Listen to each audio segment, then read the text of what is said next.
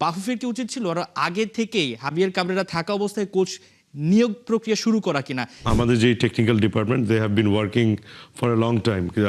ওনারা একটা প্ল্যানের মধ্যে দিয়ে আগিয়েছে।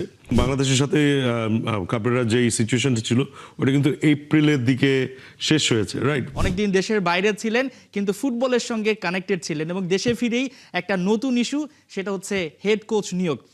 এই যে একটু আমরা মনে হচ্ছে দেরি করে ফেললাম কিনা, অনেক আগে থেকে একটা ব্যাপার শোনা যাচ্ছিল যে হাবিয়ার কাবরেরাকে হয়তো বা রাখবে না, তার সঙ্গে চুক্তি শেষ।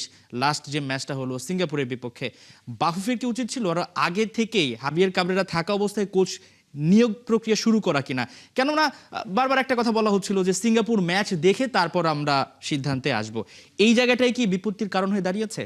First of all thank you আমাকে ইনভাইট করার জন্য এই প্রোগ্রামের জন্য। And when it comes to the coach, আমার কাছে যেটা পার্সোনালি মনে হয় যে আসলে আমাদের যে technical department they have been working for a long time.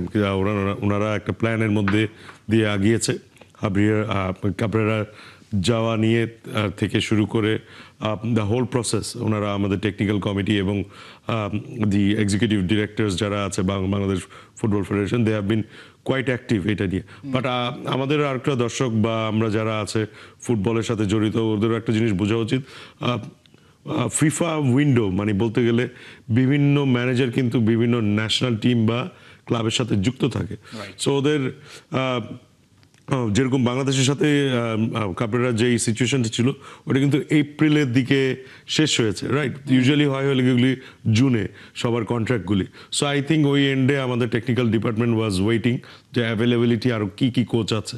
So ওভাবেই আসলে আই উড সে যে ওপেন দেওয়া হয়েছিল রিক্রুটমেন্টের জন্য যে আমরা সবাই সিভি ড্রপ করেছে।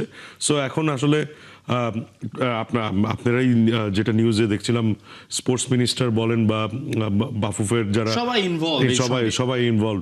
সো এখানে আসলে it's a negotiation as well, right? কোচের এন্ডেও একটা কোচের এজেন্ট আছে, ওরাও হলে গিয়ে একটা ওয়েটিং গেম খেলে।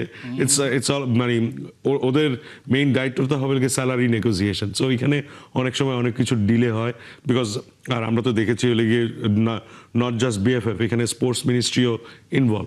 সো সব কিছু কিন্তু একটা প্রসেসের মধ্যে দিয়ে যেতে হয়।